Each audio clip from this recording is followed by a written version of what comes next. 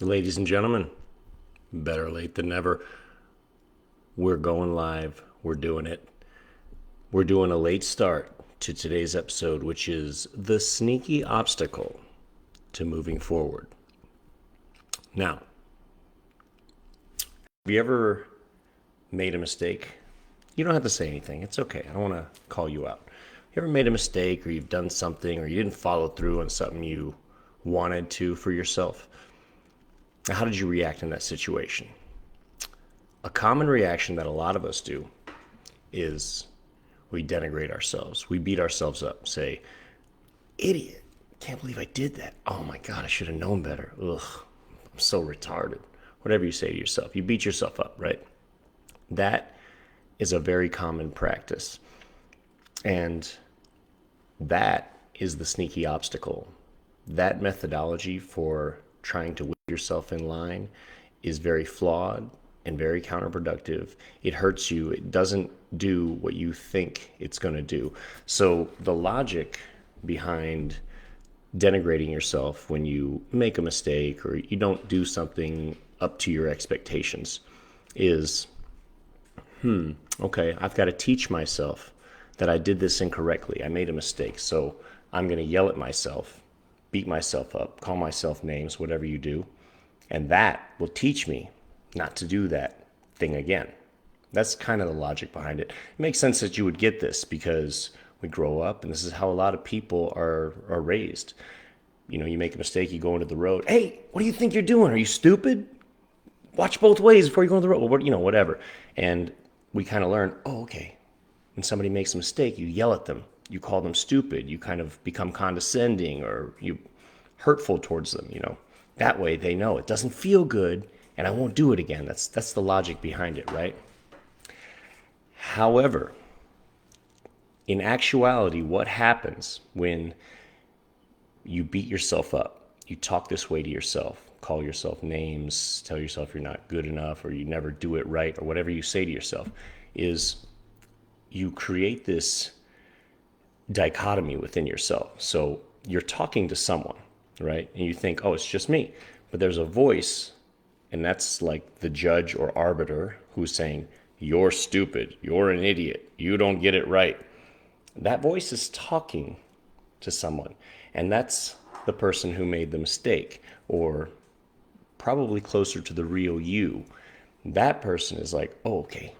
So you've got two things going on. One is this role you're playing that you learned, and it's hurting this other one, which is you. And the other one that's you is picking up this message that, oh man, I'm not good enough. I do always mess up. And it's now beginning to identify this idea that I'm a person that messes up. I'm a person that needs to be beaten up. Please, the only way I learn is somebody yell at me because I always mess up. So you're reinforcing this identity that keeps you making mistakes or making it hard for you to do things. It lowers your self-esteem because you're beating yourself up, and that part of you is like listening and going, yeah, I messed up. I'm an idiot. You're right. Whoever you is.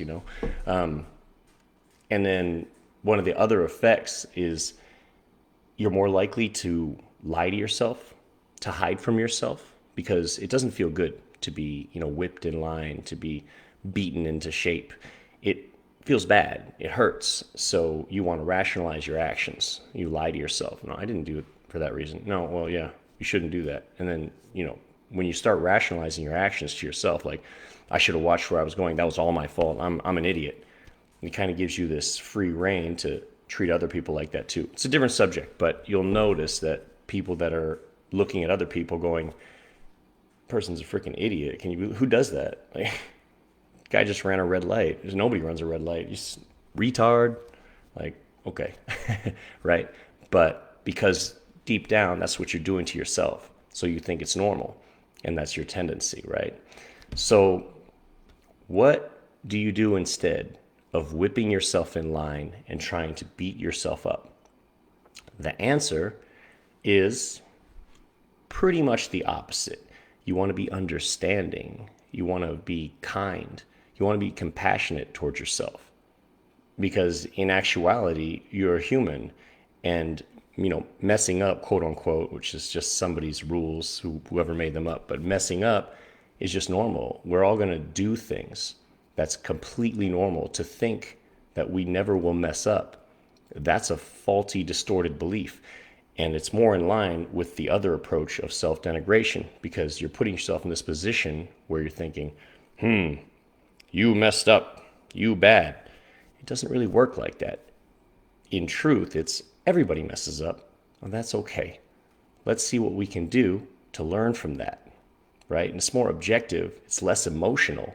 The denigration part is, it's almost like you relive this thing from the past a lot of times, But you want to be kind. You want to be objective, compassionate. Remove yourself from being inside the box and feeling all the emotions.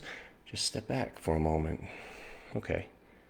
Yeah, I didn't go to the gym. I said I was going to go. I didn't go today. Instead of just saying, I'm a lazy piece of blubbering whatever, instead I'll say, okay, how can I modify my approach to set myself up for more success? Let's think about this. Why didn't I go to the gym? You can examine it objectively, like a scientist almost. That feels good. It feels like, oh, I accept myself for the things I do, the things I think, who I am. I don't have to beat myself up. There's an element of, you're not accepting yourself. You're not good enough because you're like, you suck. But you is you. So, you don't want to do that. You want to accept yourself. It's going to feel much better. You don't have to hide from yourself. You're going to be able to examine your thoughts and feelings a little more honestly, because you're not going to want to justify and rationalize them away, because you won't feel bad about beating yourself up.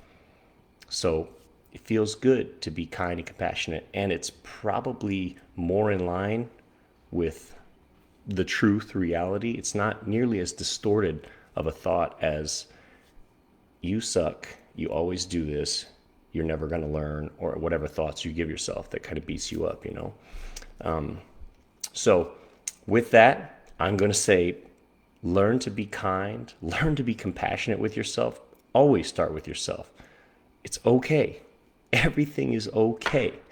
And if you want more help, reach out to me, message me on Facebook, follow me on Instagram, Sean Plummer Coaching, email me, call me, do it all. And I hope to see you guys next week. Have a good day.